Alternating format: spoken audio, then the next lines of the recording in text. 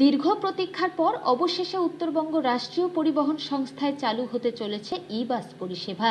ইতিমধ্যেই পশ্চিমবঙ্গ সরকারের পরিবহন মন্ত্রী স্নেহাশিস চক্রবর্তী কোচবিহার আলিপুরদুয়ার এবং কোচবিহার দিনহাটা রুটে ই-বাস চালানোর জন্য উত্তরবঙ্গ রাষ্ট্রীয় পরিবহন নিগমকে সবুজ সংকেত দিয়েছে।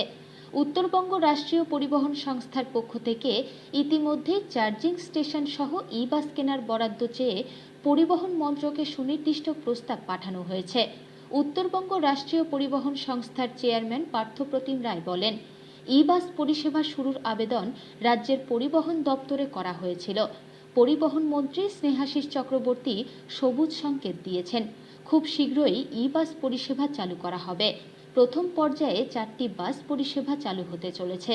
কোচবিহারে এর জন্য একটি চার্জিং পয়েন্টও হতে চলেছে।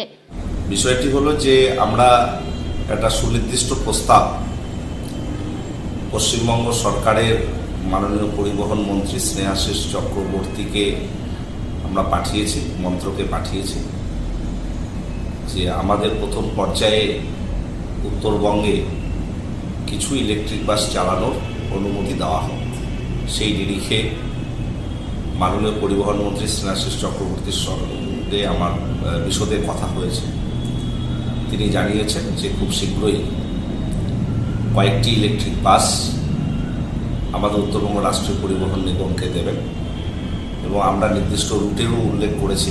কোচবিহার আলিপুরদুয়ার হেরিটেজ শহর এবং ডুয়ার্সকে মিলিয়ে দেওয়ার জন্য এই রুট এবং কোচবিহার দিনহাটা এই দুটো রুটে প্রাথমিক পর্যায়ে দুটো 4টি বাস আমরা যাতে পাই সে বিষয়ে আমরা প্রস্তাব দিয়েছি এবং একটি চার্জিং স্টেশন কোচবিহারে করার জন্য আমরা প্রস্তাব পাঠিয়েছি। তিনি আমাদের আশ্বস্ত করেছেন যে খুব অল্প সময়ের মধ্যে এই জন্যে টাকা বরাদ্দ করা এবং ইলেকট্রিক বাস পরিষেবা আমরা যাতে খুব দ্রুত চালাতে পারি। উত্তরবঙ্গের প্রথম পাবলিক ই বাস পরিষেবা আমাদের উত্তরবঙ্গ